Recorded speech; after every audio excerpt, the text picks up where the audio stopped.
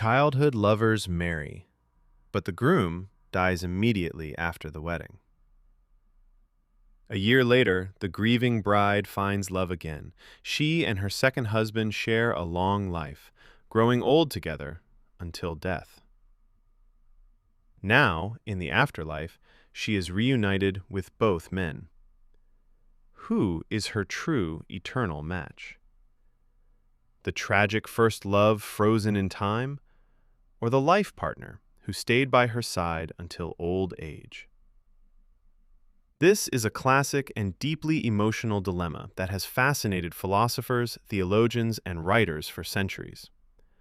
Because there is no single factual answer about the afterlife, how this scenario plays out depends entirely on the lens or belief system you choose to view it through. Here is how different perspectives resolve this eternity dilemma. First, the spiritual and religious lens. The Christian perspective states that most Christian denominations believe earthly marriage ends at death. This is based on the biblical passage where Jesus states that in heaven, people neither marry nor are given in marriage. Under this view, she spends eternity with both of them, but as spiritual equals in universal love, without any romantic jealousy or exclusive marital bonds. Eastern religions offer a different view.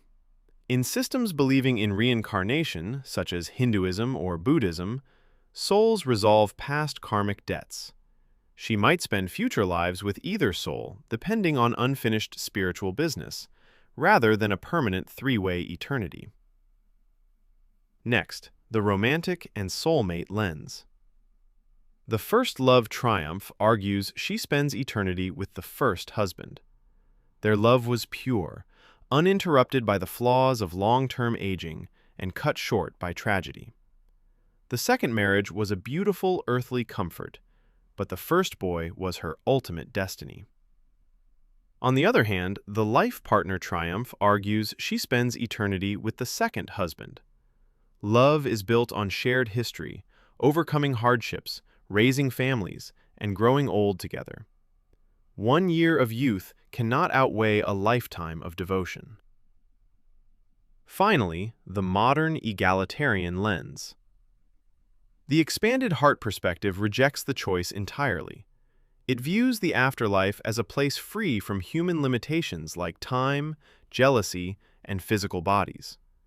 Her soul grew large enough to love both completely, so she spends eternity with both, forming a peaceful, transcendent bond free of earthly drama. Based on the entirety of human literature, psychology, and philosophy, she should choose the second husband. While human hearts love the tragic romance of a first love, a deeper analysis of human existence favors the life partner. Here is the breakdown of why the collective weight of human knowledge points to this choice. Number 1. The psychological depth of love. The first husband represents idealism. It was a childhood romance cut short at its absolute peak. It never faced the trials of paying bills, sickness, changing personalities, or the friction of daily life. It is frozen in time as a perfect, untested fantasy. The second husband represents reality. They chose each other through grief, grew old together, endured physical decline, and built a lifetime of shared memories. Psychology shows that love tested by time and hardship is structurally stronger than the chemical rush of youthful romance. Number 2. The narrative arc of growth. Moving forward is the ultimate sign of human resilience. If she chooses the first husband, her entire long life with the second husband becomes a placeholder, or a lie. Choosing the second husband honors her growth as a person. She did not stop living when tragedy struck. She chose to love again. Number 3. The concept of active choice. She was bound to the first husband by childhood proximity and youthful passion. She chose the second husband as a mature adult, fully understanding the pain of loss and the value of commitment. It was a conscious, deliberate choice made with a fully developed heart. The ultimate compromise. If human knowledge teaches us anything through mythology and storytelling, it is that the afterlife usually strips away human limitations. The most profound resolution is that she does not choose. In eternity, jealousy and exclusivity are earthly flaws.